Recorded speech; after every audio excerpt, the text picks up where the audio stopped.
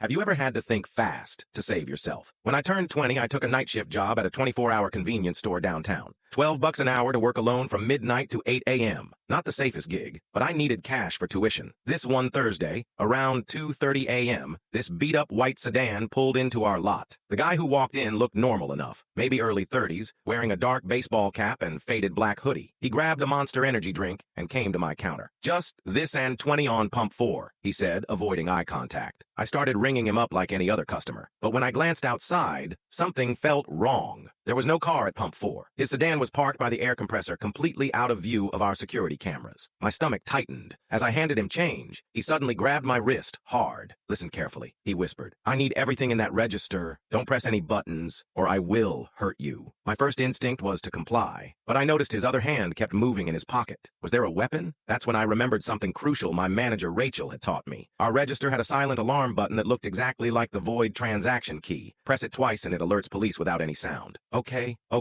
I stammered, trying to sound terrified. "I'll give you the money. Just please don't hurt me." I opened the drawer but deliberately hit the wrong button first. "Sorry, my hands are shaking," I apologized, secretly pressing the void button twice. The guy was getting impatient. "Hurry up," he hissed, glancing toward the door. As I put cash in a bag, I remembered Rachel's other trick. Leave a specific $20 bill positioned out of the drawer, and it triggers our backup camera to record directly to the cloud. My hands were trembling as I grabbed bills, making sure to leave that 20 sticking out perfectly. "Is this your first time?" he asked, weirdly casual. "First time what?" I replied. He actually smiled. "First time being robbed. You're handling it well." Something about how he said that made my skin crawl worse than the robbery itself, like he was enjoying my fear. That's when I heard a car door slam outside. He spun around, startled. I took my chance. "That's my manager," I lied. "She always comes by around 2:45 to check inventory." I pointed to our schedule by the coffee machine. Rachel's name was there for morning shift, but he wouldn't know that. He hesitated just long enough for me to press the real alarm button under the counter. "Fine. Give me what you've got now," he demanded, grabbing the bag. As he turned to leave, I noticed something terrifying. Medical tape on his sleeve, and underneath, a hospital patient bracelet. The second he left, I locked the door. Through the window, I watched him rush to his car,